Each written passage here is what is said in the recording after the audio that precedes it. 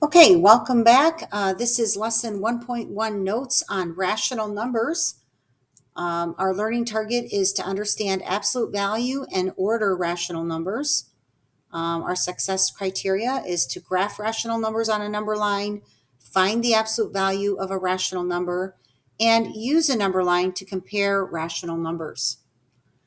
So some key ideas is, first of all, what is an integer? This is the unit we just completed. Well, an integer is any whole number.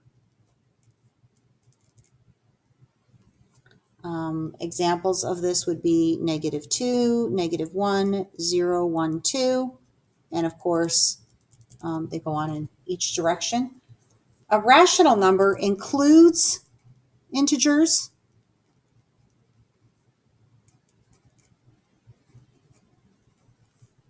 as well as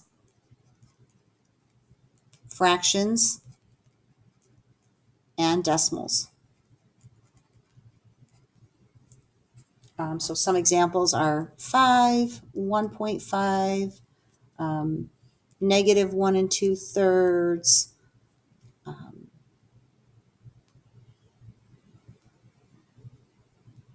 1/2, and so on.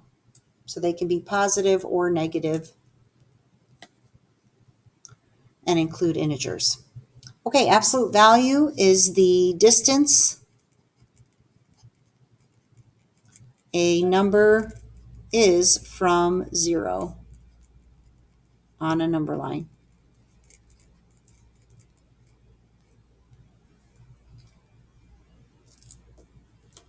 Okay, so in example 1, it says finding the absolute value of rational numbers.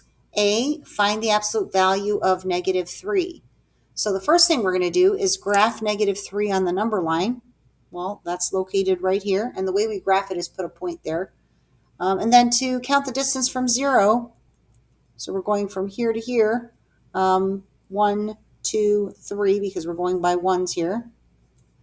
So our distance is 3 units. So the absolute value of -3 is 3. So just like we do that with integers, we can do that with finding the absolute value of a fraction here, a mixed number. It says find the absolute value of 1 1/4. Well, we have to use our number line here. Here's 1, and this is 1.5. So 1 1/4 is going to be right in the middle.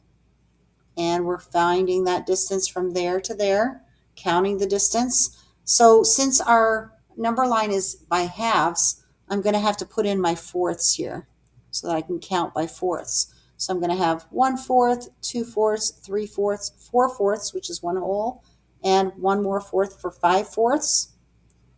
And 5/4 is 1 1/4.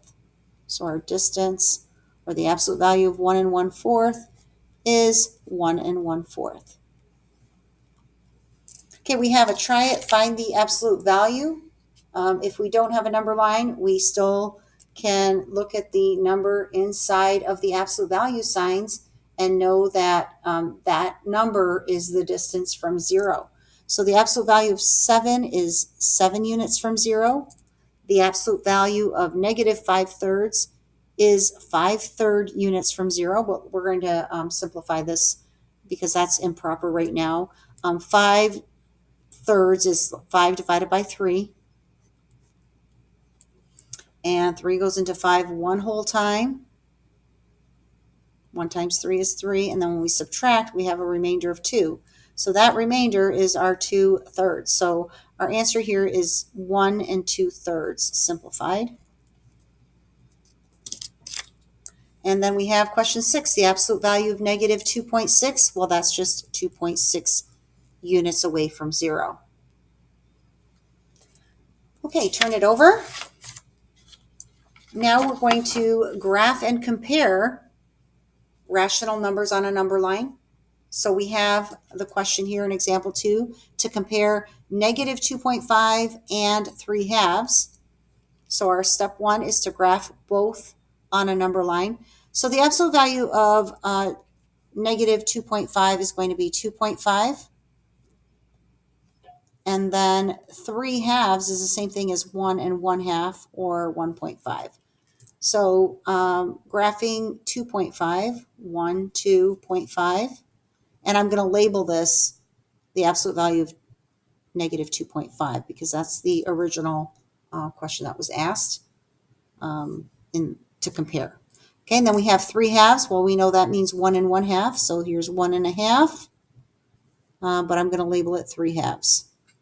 All right, if we're comparing them, it looks like the absolute value of negative 2.5 is greater because it's further to the right, going towards positive infinity. So this is greater, and therefore the absolute value of 2.5 is greater.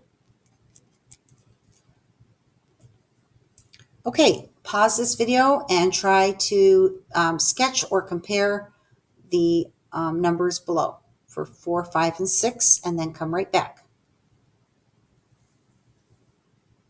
Okay, let's see how we did. 9 and 9. Okay, the absolute value of 9 is 9 units from 0, and so is the absolute value of negative 9, 9 units from 0. So we are going to say that those are equal. Taking a look at number 5 here, we have a negative sign outside of the absolute value. So that means we're going to have to bring that negative sign down, and the absolute value of 1/2 is 1/2. And we're going to bring down our negative 1/4.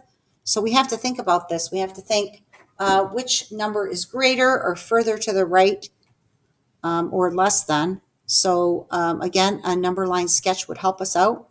I could put 0 here because I know I'm looking at negative infinity this way. And when we start counting this way, we obviously 1/4 comes before 1/2. So this will be 1/4. Okay, that's where we're going to label it negative 1/4 because we're going in the negative direction. Oops, excuse me, just negative 1/4. And then this would be negative 1/2 because negative 1/2 is negative 2/4 if we were to get a common denominator there. So it looks like negative 1/2 is less because it's closer to negative infinity. So we're going to say negative 1/2 is less than negative 1/4. And lastly, we have 7 being compared to a negative number because we got to bring this one down. And then this part here is positive 4.5 as a distance. But clearly 7 is greater than negative 4.5. Okay, then we have some word problems, modeling real life. A moon has an ocean underneath its icy surface. Scientists run tests above and below the surface. The table shows the elevation of each test. Which test is deepest? Which test is closest to the surface? Okay, so we have a chart here with our test labels: temperature, salinity, atmosphere, organics, and ice, and then elevation in miles. Again, these negative signs and then positive, negative, negative. These are below the surface, and atmosphere is above the surface. So to compare our numbers, we could sketch a number line, okay, with 0 now being the sea level or the surface, right? Anything below the surface would be to the left, and anything above the surface would be to the right. Well, we only have one positive number, so that's our 0.3. Okay, so we're done with that one. And then remember, going to the left, it increases in towards getting smaller and smaller or less with negative infinity, or below, further and further below the surface. So looking at our numbers, we have negative 25. This would be negative 4.50, 3.80. I'm changing them all to 2 decimal places so that I can compare them. But also I notice that this doesn't even have a whole number and these ones do. So the next value here is going to be 0.25, followed by negative 3.8 out here, followed by 4.5, negative 4.5, excuse me, and then negative 5.15. So which test is deepest? That would be this test right here, and that is salinity. So salinity is deepest.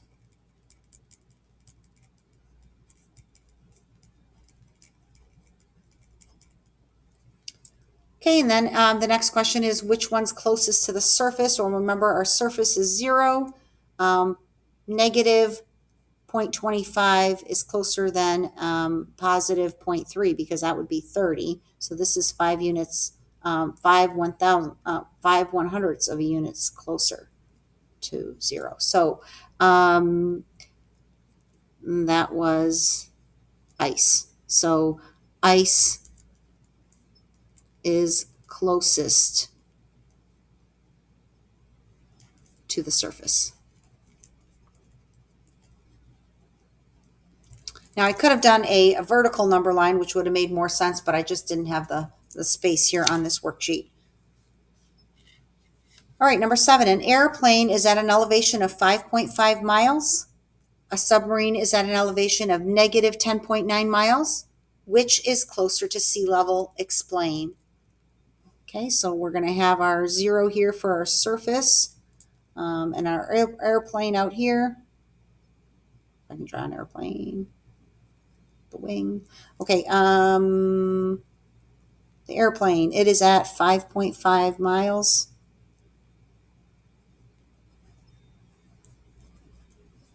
And then the submarine is negative 10.9. So that's going to be way down here, negative 10.9 is our sub. Okay, which is closer to the sea level? Okay, well, that's the absolute value of 5.5 is 5.5 miles from the surface versus the absolute value of negative 10.9, which is 10.9 miles from the surface. So the answer here would be the airplane. And then our explain can be our diagram and our absolute value symbols.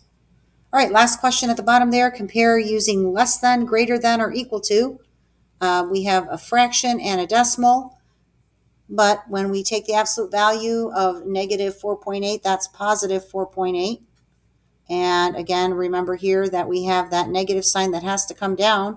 And 4 3/4 is the same thing as negative 4 3/4 is 3/4. That's going to be 0.75.